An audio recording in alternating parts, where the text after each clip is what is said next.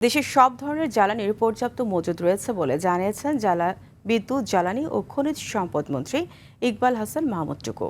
জাতীয় সংসদের অধিবেশনে জনগুরুত্বপূর্ণ বিষয়ে প্রশ্ন উত্তর পর্বে মন্ত্রী এসব কথা বলেন। তিনি জানান, দেশে বর্তমানে 1,64,644 metric ton diesel, 10,500 ton octane এবং 16,000 টন পেট্রোল মজুদ রয়েছে। এছাড়াও 30 এপ্রিলের মধ্যে 1,38,000 metric ton diesel, 71,443 ton octane এবং 36,000 টন পেট্রোল দেশে প্রবেশ করবে। পার্শ্ববর্তী দেশগুলোতে তেলের দাম বাড়ানো হলেও সরকারের নানামুখী চেষ্টায় দেশে তেলের দাম বাড়ানো হয়নি বলেও জানান জ্বালানি মন্ত্রী। দেশে সব ধরনের তেলের স্বাভাবিক সরবরাহ অব্যাহত রেখেছেন।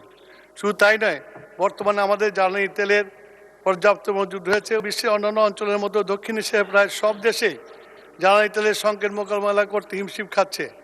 পাকিস্তান ইতিমধ্যে 50% পর্যন্ত তেলের মূল্য বৃদ্ধি করেছে। শ্রীলঙ্কার তীব্র জ্বালানি ঘাটতির পরিপ্রেক্ষিতে রেশনিং কর্মঘণ্টা কমিয়ে দিয়েছে। ভারত, আফগানিস্তান, ভুটান, মালদ্বীপ, নেপাল ইতিমধ্যে জ্বালানি তেলের মূল্য বৃদ্ধি করেছে। অর্থাৎ একমাত্র বাংলাদেশই জ্বালানি তেলের মূল্য অপ্রবৃত্ত রেখেছে।